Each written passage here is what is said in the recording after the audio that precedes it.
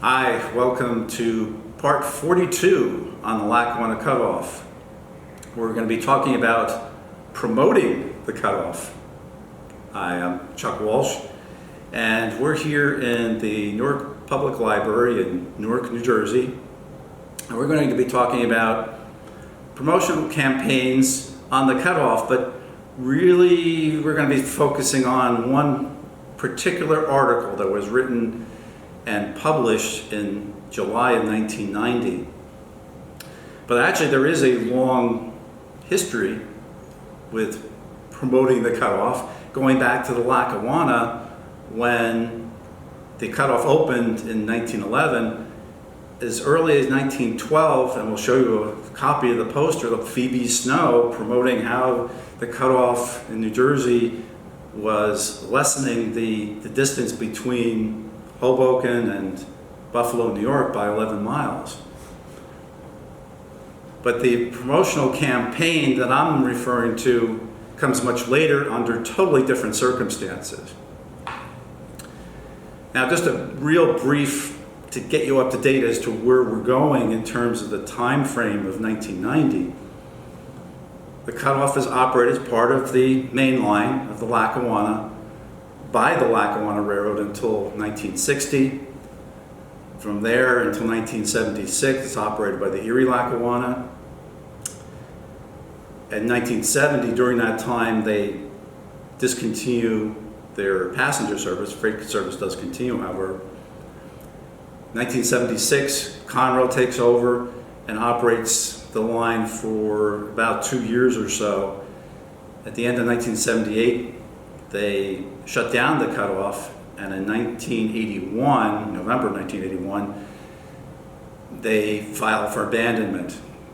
1984, the tracks come up during the summer of 1984. We've talked to people such as John Sabatka and Bob Bars about that. And then in 1986, the time that I become involved with this effort, the line is sold, the cutoff is sold, the right-of-way is sold to two different land developers. One is Jerry Turco, who gets about 90+% of it, and then Burton Goldmeyer.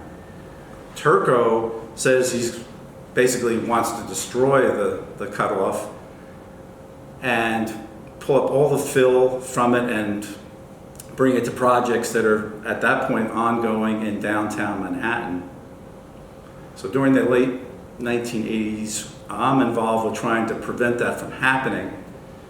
And there are different things we try, and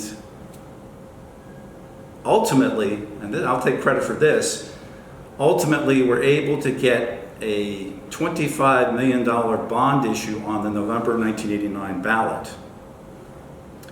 That passes overwhelmingly, and so in 1990, we're in a situation where we have this money, but we don't have a commitment from the state of New Jersey, or specifically the Department of Transportation, who has received this money, to actually purchase the cutoff.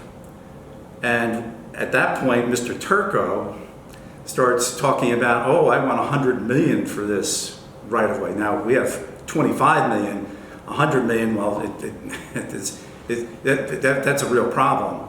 Fortunately, eminent domain or condemnation determines the actual value, not what somebody says it is. Still, at the beginning of 1990, we're in a situation where we don't have that commitment, and politically, that money could go to other rights-of-way, either New Jersey Transit or the DOT or whoever would be potentially vying for that particular money. So it so happens, somewhere in the early part of 1990, my friend Don Barnacle is at a exhibition of various types of artwork having to do with Tel-News, which we're going to be talking about briefly in just a moment here with Don Maxton, who we're going to bring in. Don Barnacle has what my old friend John Williver would call a stroke of genius. He says, why maybe we can have an article written, such as the one which will be written in July of 1990.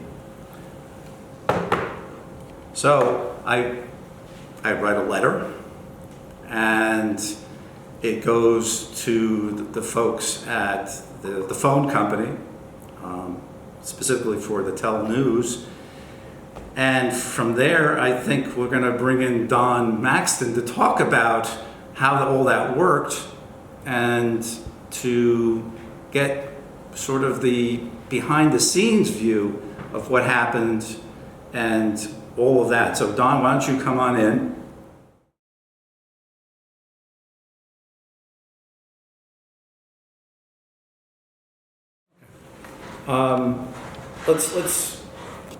Let's talk about Don Maxton first, before the article is actually written.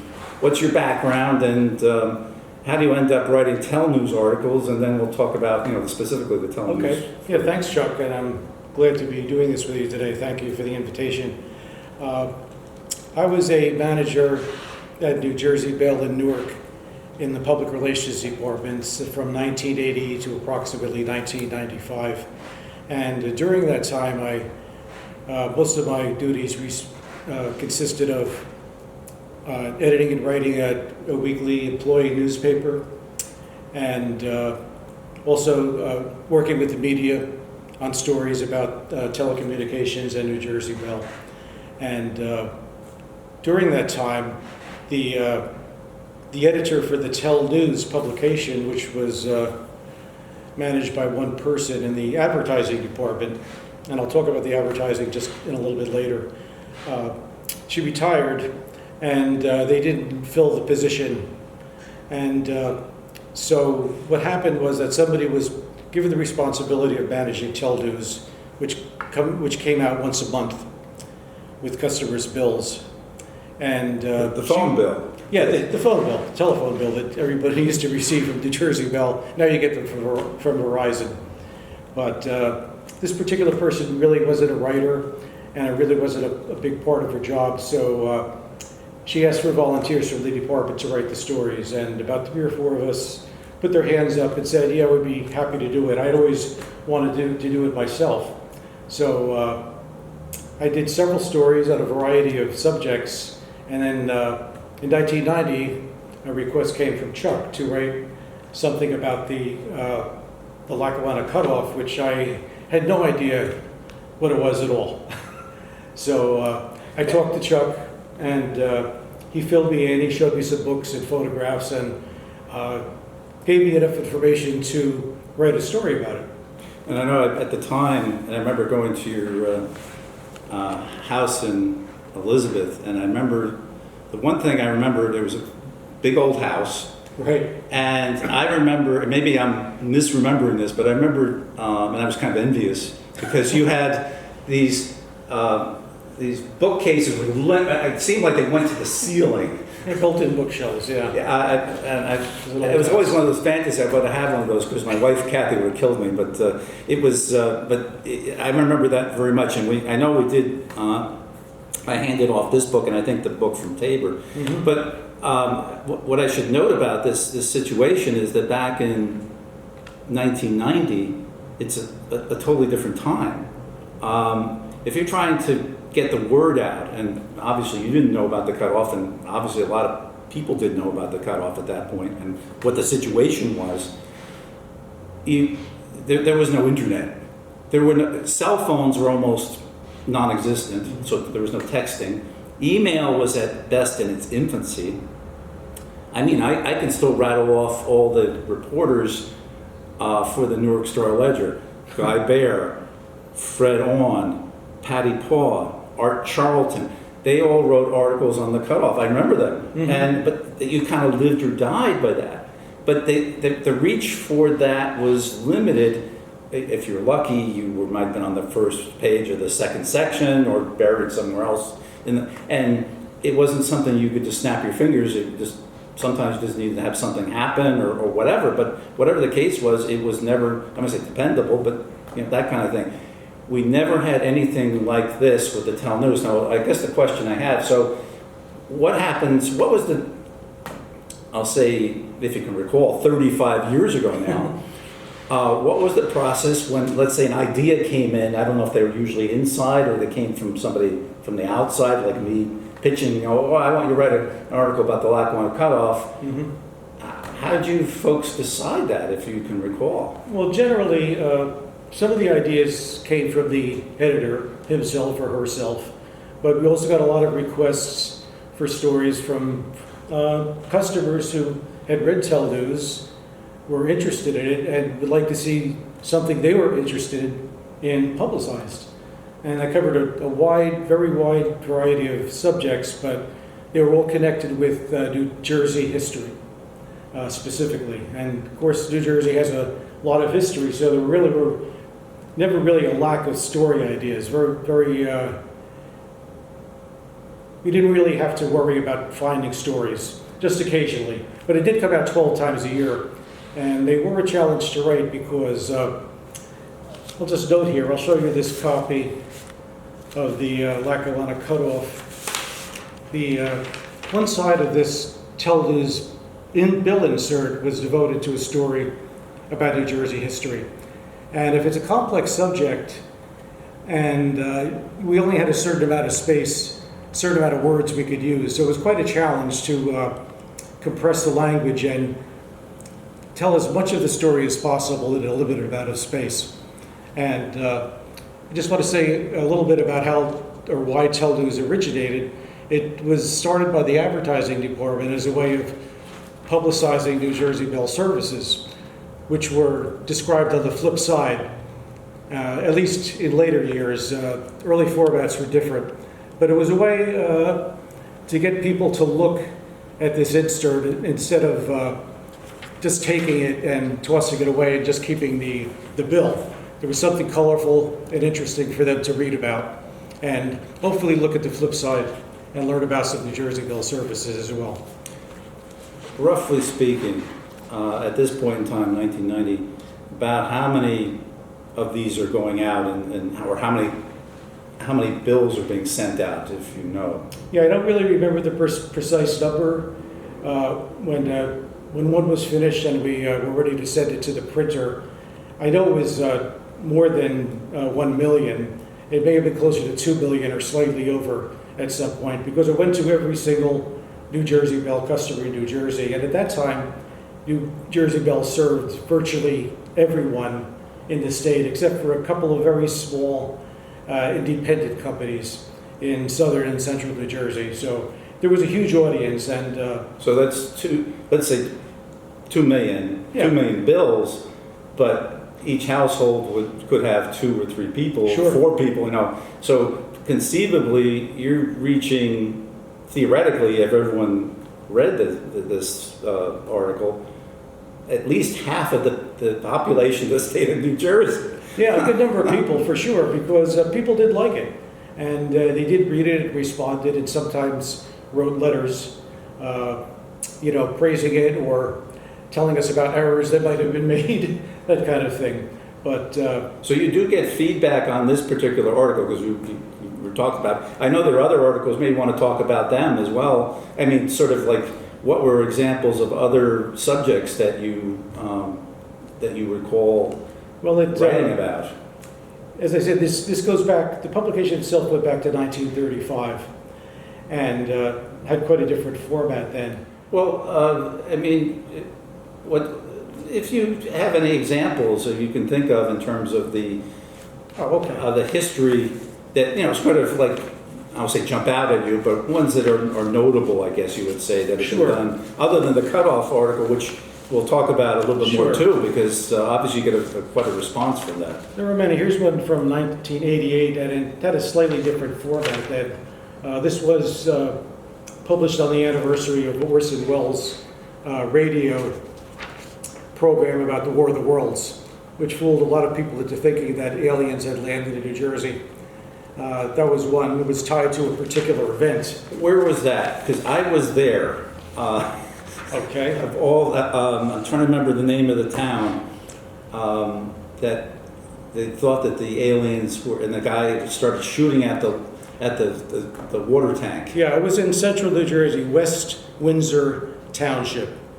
And specifically a section called Grover's Mill. Grover's Mill, yes. I was, three of us were in Philadelphia. We came back. It was on that date. I remember that because they had a big festival going, and we stopped at Grover's Mill on that date. And actually, there was the 50th anniversary, and we just stopped there. And I actually saw the water tank. The water tank actually was kind of spooky because it was dark.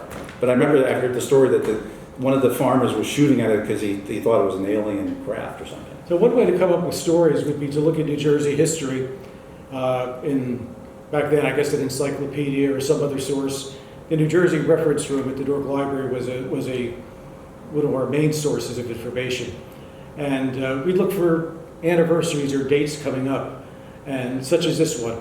And we could tie it to a particular event which would interest people. And we would also commission an artist to do the illustration. I'd see that this particular one even had a couple of pictures of the alien ships from the film War of the Worlds. And here's Orson Welles on the kind of sinister looking Orson Welles on the radio, the Mercury Theater. And my father actually heard that broadcast. Uh-huh. He was driving, because my mother lived in Perth Amboy at that time. He was driving back to Morristown. And he was going to visit. His father was in the hospital in Morristown. And he said he kept flipping through the dial on his car, and he heard this broadcast. He said, "This is nonsense." And so he gets to Morristown, and he starts walking up the stairs of the hospital, these long stairs, and he's almost bowled over. A whole horde, throng of people are running out of the hospital in panic, and they're yelling something to the effect, aliens are coming. And well, that's his story about that. But yeah, that was before he got married, though. But so it's interesting that you mentioned that, because that was obviously something that took place in New Jersey. Yeah, Tel-News, we tried to cover a real wide variety of subjects. This one from 1989 is about the Underground Railroad stations in New Jersey, just to show you the range of subjects. This one here also from 1988, fishermen were interested in, because it talked about the trout hatchery in New Jersey and the fishing opportunities available in the state. The Pequest, right. Yeah, Pequest. And this particular one I found interesting was actually my idea. There's a historic house in Elizabeth called the Belcher Ogden Mansion, which very few people had heard about. But since I lived in Elizabeth, I did know about this, and I suggested a story on this. And we were able to get an interesting tie-in, because we tied it in with a event at the mansion, Colonial Christmas. And we printed up copies of this Tel-News article on higher quality paper. And we had a little event, I think it was on a Sunday, about 2 days really, over a weekend, where there were guided tours, and we had crafts and baked goods for sale. And it was sponsored by the Elizabeth Plan for preserving architectural landmarks and neighborhoods. And that's another example. Historic houses, the very popular one. Oh, here's one that's actually was popular. In fact, it was run, I think, in the 1950s as well as 1986. And I did write this particular one on something called the Bicycle Railroad, which was something that existed in Mount Holly for workers of nearby factories, a way for them to get to work. Very odd but interesting phenomenon there. And we also made an effort to find some more obscure subjects. This one was very interesting for me. I didn't write this, I don't think I wrote this particular one, but this is about a pilot, a black pilot, who went to school at Tuskegee. And at that point, I guess in the 1930s, there really weren't many black pilots with licenses. And this guy who was, he was still alive when we did this story. He lived in the Colonnade Apartments in Newark, and we visited him. He was probably in his 80s or even 90s at that point. And he gave us some background about all the different round-trip flights he made all over the world, which were he was a real pioneer as far as not only being one of the first black pilots, but one of the most daring and adventurous ones for taking these very long journeys. So, as far as the cutoff article is concerned, so you write the article. Now, by the way, I should mention, because when we walked over here to the library from where we parked, you pointed out a building that you worked in, which was right over here, right? So you would have come into the library sometimes to do research, I would. Oh, so, yeah, frequently we did. Because you were right here where you worked. Yeah, there was a lot of primary material available here, and especially my predecessors in the job spent a lot of time working here and getting information for the stories, as well as sometimes, graphics, photos, or artwork.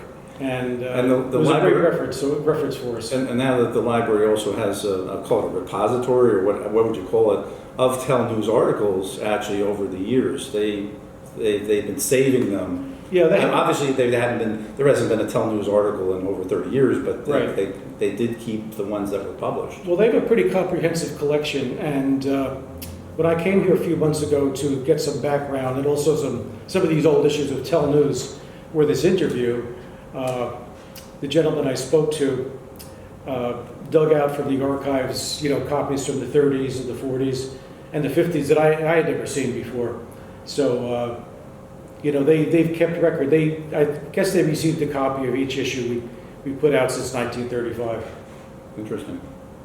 So, about the cutoff article. Now, it gets published, and I remember when it came out, and one of the people who I ran into shortly after it was published was Frank Riley, who was one of the people who was deeply involved with trying to save the cutoff. And I think he was pleasantly surprised, because we had told nobody about that this was coming out. It was like totally out of the blue. Mm-hmm. Now, the response you get is quite interesting, because back in the day, there's no email, there's no way to contact it except for the old-fashioned way, and that's to send a letter or a phone call. I don't know if you got phone calls, but you get quite a response from what I Yeah, if email had existed back then, we probably would have gotten a lot more responses. But even though this went to millions of people saw it, it was fairly rare that we would get any response or reaction. Just occasionally a few letters here and there. But when the issue on the cutoff came out, the person I was working for, who I did the story for, came walking over to me and said, "Don, we have like almost 100 letters responding to this story on the Lackawanna Cut-Off, and we've never experienced that before." So it was quite interesting. I remember probably maybe a couple of years before this, because one of the main sponsors of the bill to get the $25 million for the abandoned railroad rights away was Assemblyman Chuck Italian. And I remember sitting with him, and we were talking about his support or not support for certain things. And he mentioned that he would base his support on relatively very small numbers of letters. You're talking that maybe one letter represents 100 or 1,000 people who didn't respond. Right. So when you get 100 letters, that really is significant, because it wasn't easy. You really had to write something, as opposed to typing something on an email, which is easy. He said he sometimes made a decision that, oh yeah, seven letters were in favor and 4 were against. I'm in favor. But back in the day, we operated in a totally different way, because it wasn't easy. I mean, you had to put some effort into actually writing something. 100 letters really doesn't sound like a large number when you consider the amount printed, nearly 2 billion. But as you said, people had to sit down and write out a letter longhand or on a typewriter, get a stamp, bring it to the mailbox. So, a million people weren't motivated to write letters, but they may have read it. So definitely. And the fact that 100 were prompted to actually write something, I don't know what they said. I mean, they probably said, "I like it," or more information. One thing I want to talk about, I'm wondering how we found out about Walter Smith. because this comes after the article. Mhm. And somehow, I don't know if that's been lost in the sense of how we got in contact with him. Walter Smith, I've met dozens of people who rode the cutoff over the years. I did it myself, as a matter of fact, but there's only one person in all the years I ever met who was a witness to the construction of the cutoff, and that was Walter Smith. And we got to, Don and I got to interview Walter Smith. He was living in Newton at the time. Mhm. I'm thinking late in 1990. I'm not exactly sure the exact time. Sounds about right, yeah. But we went at his house in Newton, just off the center of Newton, and he was talking to us about how he grew up in Huntsville, in Greene Township, right next to, or I'm not exactly sure where he lived, but he went to school in a house that was in the way of where the Pequest Phil was going to be built. And so in 1908, we're guessing, so we know he was born in 1900, so the math is easy. In 1908, he was 8 years old. We interviewed him in 1990, so he's 90 years old at that point. Mhm. He was in the wood one-room schoolhouse, which was in the way of the burgeoning Phil building, and every so often, I remember him describing that the rocks would be rolling down this embankment off of where they're building this huge embankment, 110 feet tall, and they'd go wham into the side of the school. And this continued, I don't know how long it continued, but the railroad was really obligated to replace the building. So what they did is they built a brick building. I believe it was on the other side. I know it's right next to the cutoff.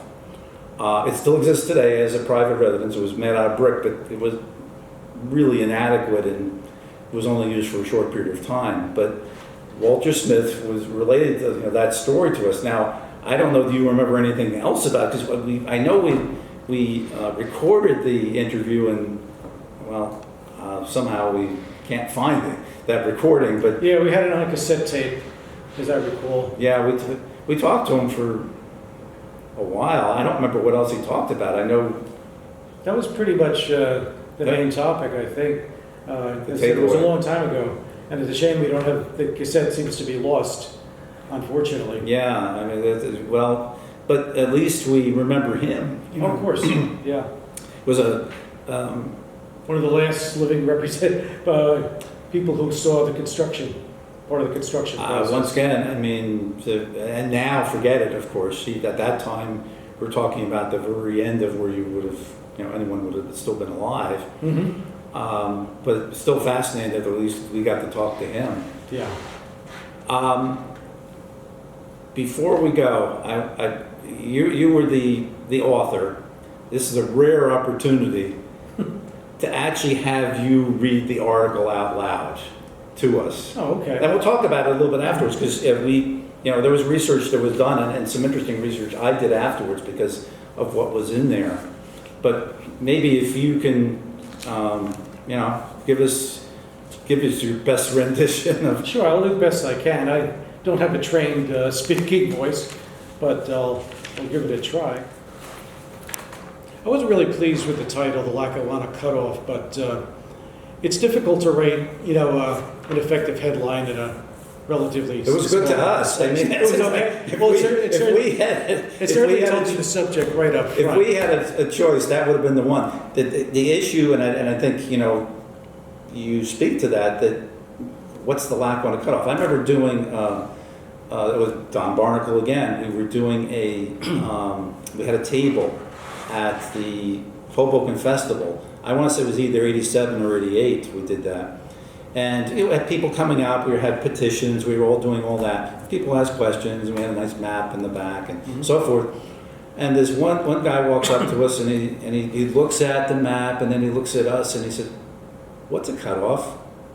And at that point I realized, when you are trying to promote an idea, people have to understand what it is before you can actually start selling them on the idea, because they don't know what a cutoff is or even what a Lackawanna Cut-Off is. And that's what made this so important, because there were so many people who got to see it. It's like, it answers the question. Not they were thinking about it, but they've heard about it, and trying to reach that many people would be, well, even today it would be almost impossible. But Yeah.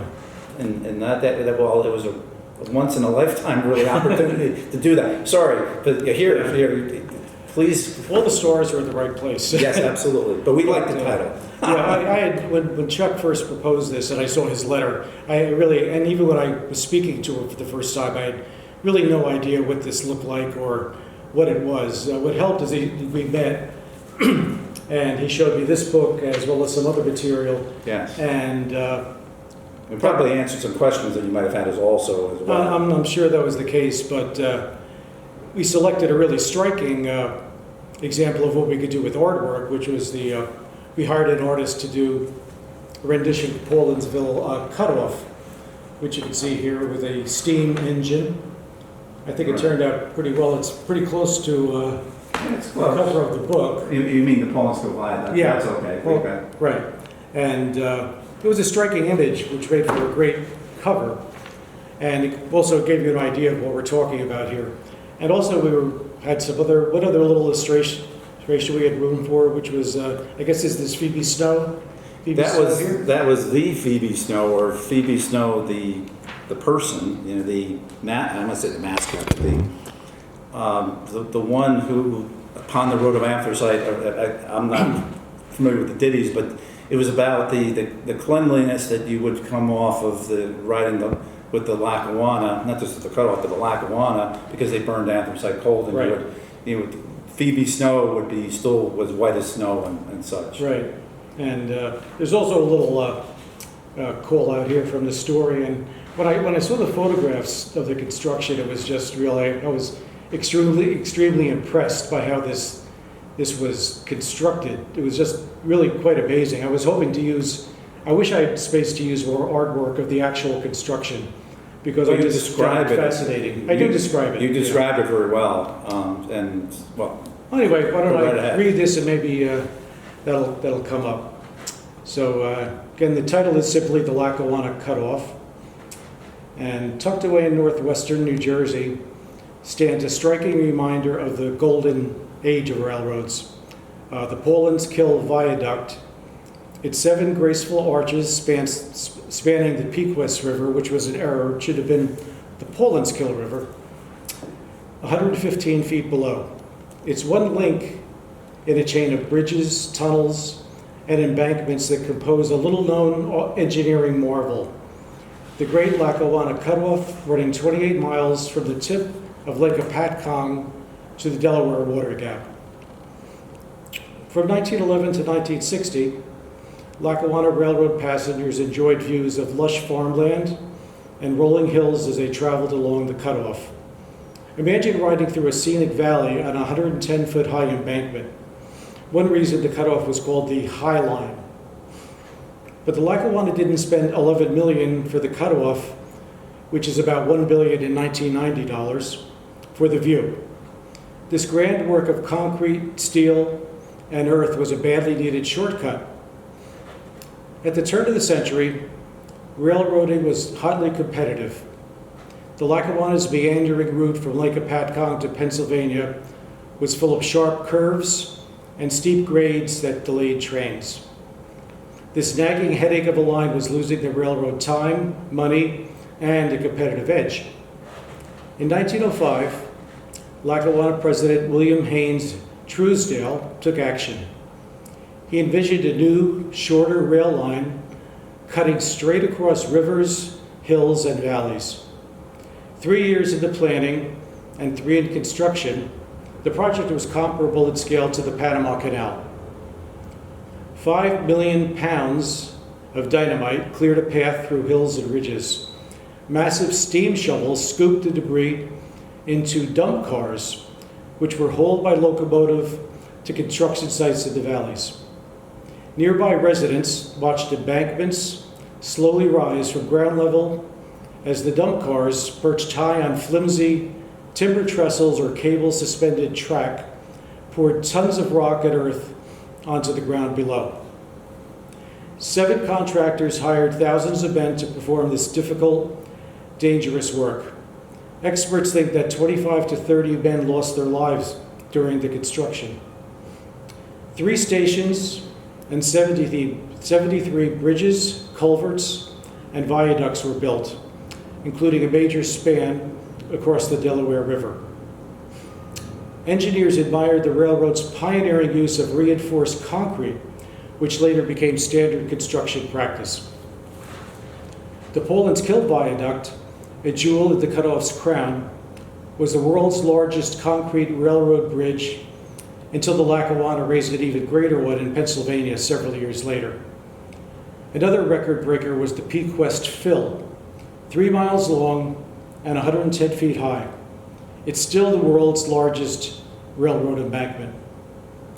The Cut-Off was 11 miles shorter than the old route, with much easier grades.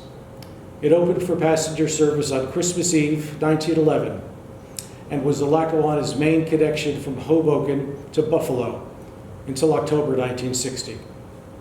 The Lackawanna's most famous passenger train, Phoebe Snow, was a familiar sight along the Cut-Off. From its observation lounge car, passengers enjoyed panoramic views as they traveled in comfort.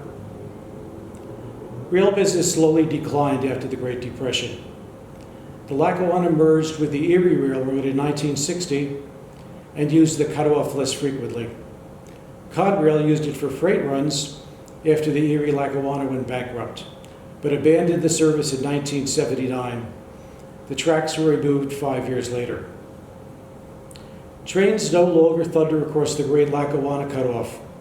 The Paulins Kill Viaduct, structurally sound but showing signs of age, stands as a monument to railroading's glory and to its decline. Let me add at the very bottom, special thanks to Chuck Walsh, president of the North Jersey Rail Commuter Association, for information contained in this article. A bond issue that would investigate state acquisition of the Cut-Off was passed in November 1989. Thank you. Yeah, there's so much packed into that, and even the 1 billion, which I know was mentioned in here, but I remember doing it was a little bit better than a back of the napkin type of thing about this came up, because I remember on Wikipedia, and this is like early on with Wikipedia, and an article was written, and it's still there, a couple articles on the Cut-Off in Wikipedia, but I remember putting that in because I was an author, so I added in about the 1 billion. And you have other authors that come in and they may change what you put in there. There's disagreement, and one of the things they disagreed about was the 1 billion. And they put in this. They have this calculator which updates as time goes on, and they based on 1911 dollars, it came out to like 367 million or something like that, which it was ludicrous. And I actually did this once again. I don't even know that you could build a Cut-Off today. It's almost like a moot point because of what you would have to go through to actually do it. But I went through, I calculated concrete, dynamite, the fill, all the labor, the equipment, the acquisition of land, the condemnation, signals, track, all that stuff, ballast, and you name it. And I came up with a figure in about 2010, I'd say roughly. I came up with between 1.3 and 1.4 billion. And I'm sure it would be take much longer to do as well. And quite frankly, I don't think it could be done. It's all theoretical that it could ever be done today, and that's why I scoffed at the 367 million. It was like, there's no way. Chuck, you might remember that one thing that was really pioneering about the whole project was the reinforced concrete, which of course is a standard construction practice nowadays. I think I remember getting some type of organization involved with concrete featured this issue in their newsletter. Oh, really? I don't remember the name. It was the New Jersey Concrete Association, and they apparently they had an annual dinner celebrating various events, and this publication of this talking about reinforced concrete drew their attention that they, I remember I don't think I have a copy, but I think they put a picture in their program for that event. Don Barnacle, and you were there too. Uh-huh. It was a while ago, Wow. probably Wow. 1991. I do vaguely remember this coming up, but I don't remember any of the details, but I do remember this generating something like that. The fact that it's still standing is quite remarkable. You know, well, I know that hopefully when it's reconstructed, there'll be a lot of work to do. But still, the fact that it doesn't have to be totally rebuilt is significant. And the studies that have been done on it indicate that there would be work that has to be done on it. If you go up there, you can tell there are places where there's spalling and such, where they're obviously over 110 years that maintenance is going to be needed. So there will be work. There's no doubt about that, and the one over the Delaware as well. But the people who said, I've heard people say, well, they're going to have to tear the whole thing. No, they're not going to have to tear it down. That's not going to be necessary. But it was going to need work. Yeah, it's definitely going to need work. But this article really is I'm going to say it's the pinnacle, because we of course, we promote the Cut-Off every day. We have a Facebook page, YouTube, where this video will be. But nothing ever will compare, I don't think, to this, because this was able to, and it reached the audience we were looking for in New Jersey. The amazing part of it was that it happened at basically the right time. Mm-hmm. We really needed that. Now, did that lead to, because the state will take another 10 years after this article, or 11 years actually, after this article is written to finally finish with the condemnation, but the process did continue, and it did happen, and well, it's, in that sense, it's a happy ending, and we're now looking at the possibility, certainly New Jersey Transit, and I think that's a definite, and Amtrak, well, we have a shot. I've been looking forward to it coming to life again for the last 30 years. And I was hoping it would happen sooner, but at least we're on the right path at the moment. And it's been a long time. We know that, but the fact of the matter is that we have a shot, and I think a good shot actually. I may not at that time. I don't know what I would have said, about this. All of this, what we're now going through. Is in 1990 it was a totally different world as far as the Lackawanna Cut-Off was concerned. People there were very few people who believed that we'd ever get to the point where we're seriously talking about bringing back rail service, which I think we really are. But I want to thank you for your work at that time, and we're still talking about it. Yeah, well, you're very welcome, and we should thank New Jersey Bell for receiving your letter and considering a good topic, and because we did, get ideas from people that we really didn't think were worthwhile to cover as stories. But we were always looking for something that would interest people, and this turned out to be something that really had an amazing response. I don't know the history of going back to 1935 of how many people reacted to different stories, but this may be at the very top, the pinnacle. And in some ways I'm not all that surprised, but the thing is that the fact that so many people didn't know about it, I think may have also was like, what is this thing? Because you look at this, and you can see by the size of the train in comparison, you say, this is in New Jersey? Because I'm sure there are many people who it must have been almost like a revelation that such a thing existed. Except for people who lived in the area. Of course, yes. They would have known, but... The following year, we went out to Pennsylvania on a vacation, and I said, it's kind of on the way. We have to ask Chuck where we can find the Paulins Kill Viaduct. And so we did see it, and I was really even, quite amazed at the height of it. Unfortunately, it looks quite different. The surrounding area looks quite different now. It's surrounded by very high trees. There's lots of trees, but the thing is that, and this added to the mystique of the whole thing, and that is, it's out of the way. It's not on Yeah. a major highway, so Not at all. it's quite possible that only people who lived in the area would know about it. Now it's different. You know, at Weird New Jersey, there's a lot of people, it's gotten out there, people know about it. And of course, the efforts of doing this. But at that time, this would have been, for most people, you have no idea, like, where is this thing? You know, Well- and it really is, even today, is in a sequestered spot. So that's there's... Well, I remember stopping and getting out of the car and with my wife and looking at this, and I said to her, I think I'm going to try to climb up in this thing. And she said, Don, I don't think it's such a great idea.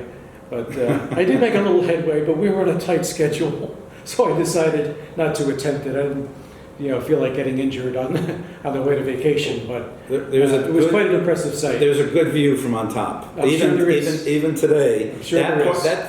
that's one thing that hasn't changed, the view. Certainly look forward to having the same view, or maybe just maybe 10 or 15 feet higher, looking out a window of a train. Well, I'm looking forward to it because I never had the opportunity to travel on it. So ever since learning about it, I wanted to be on that train. Me too. So, well, that's thank you, Don. Thank you very much for coming in and talking to us about this, and hope you folks on the channel have enjoyed watching part 42 on the Lackawanna Cut-Off. I hope you look forward to part 43 on the Lackawanna Cut-Off.